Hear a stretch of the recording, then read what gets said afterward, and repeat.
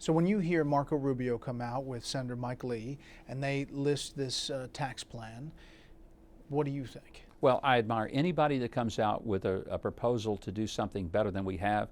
I mean, anything almost beats it. But the problem is we still would have the IRS, we'd still have Congress manipulating the tax code, creating winners and losers.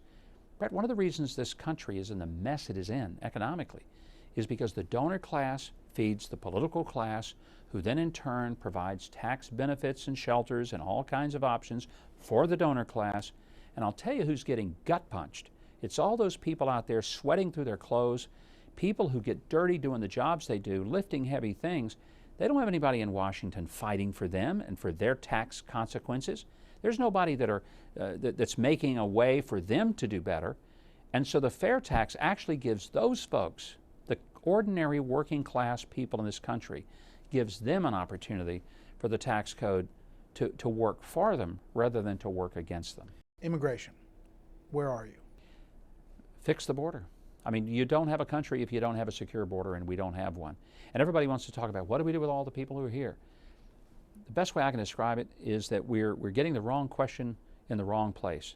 The first question is, do we have control of our border? And right now the answer is no, we don't.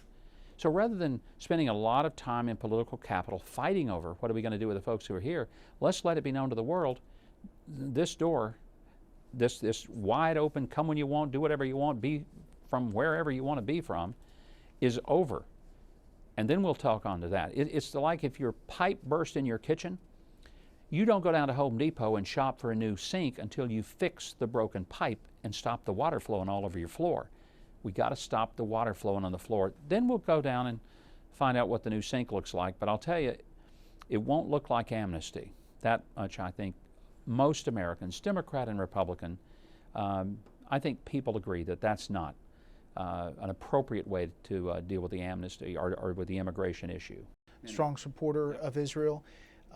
What is your assessment of the Middle East right now and how this administration factors in? There is a realignment going on in the Middle East that is astonishing, and it's one that was, I think, unintended, unexpected, and the realignment is that former enemies within the Middle East, enemies that hated Israel, the Saudis, Kuwait, the UAE, Egypt, Jordan, now are in an alliance quietly, secretly, not openly and publicly, but quietly in an alliance because they now know that they have a unified enemy in Iran.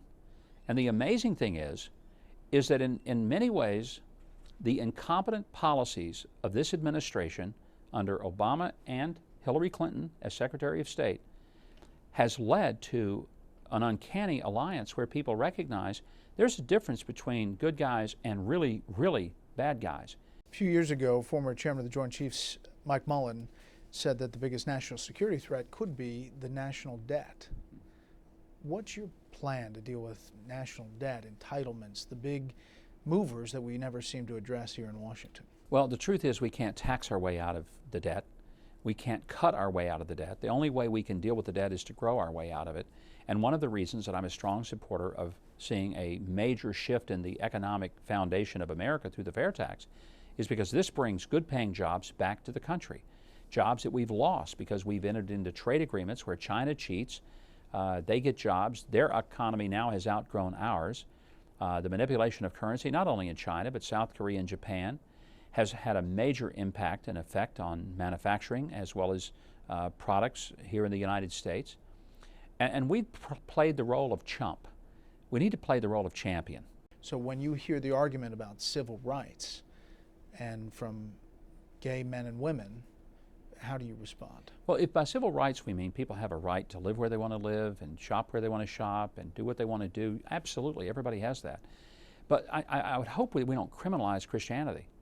And if we criminalize Christianity by saying you can't believe biblical orthodoxy because it might hurt someone's feelings or it might infringe, religious liberty is the foundation of American liberty and freedom.